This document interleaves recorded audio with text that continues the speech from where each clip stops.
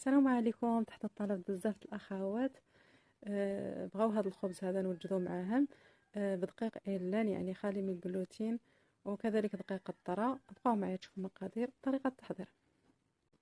بالنسبة للمقادير عندي 3 كؤوس دقيق ايلان مطحون مزيان. انا كنطحنو يعني في الطاحونة الزرع، يعني الطاحونة ديالو هو خاصة كطحن بوحديتها. كاس دقيق الذرة، 2 معالق نخالة القطونة ولا البسيليوم، معلقة حبوب الشيا، ونضيف معلقة الخل يعني الخل بيو، تقدروا تعوضوه بأي خل باش يعطي الخفة، معلقة جنجلان ورشة مليحة ماشي بزاف. هنا عندي تقريبا معلقة ونص بيكربونات صودا اللي خاصة بالطبخ.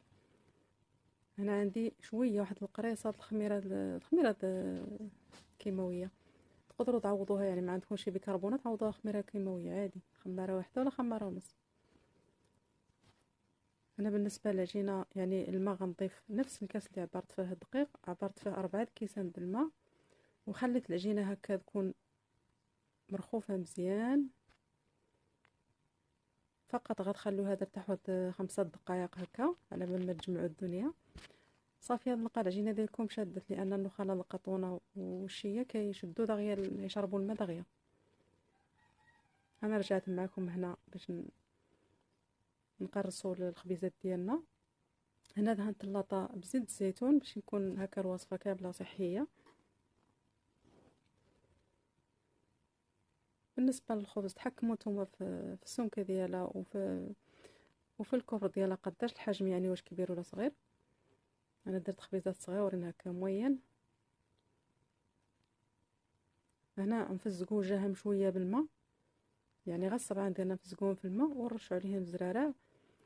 تقدروا تعوضوا اي زرارع، انا عندي النوار الشمس والقرعه، يعني اي حاجه حبيتوها دردروها فوق منا.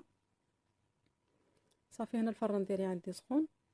الخبز وركت عليها شويه باش تجيني شويه رقيقه، بغيتو تخلوها هكا يعني خليوها باش تجيكم غليظه. وغنطيبوا الفران عندي سخون من قبل. صافي هنا طيبتها في الفران يعني بحال اللي كطيبوا الخبز العاديه.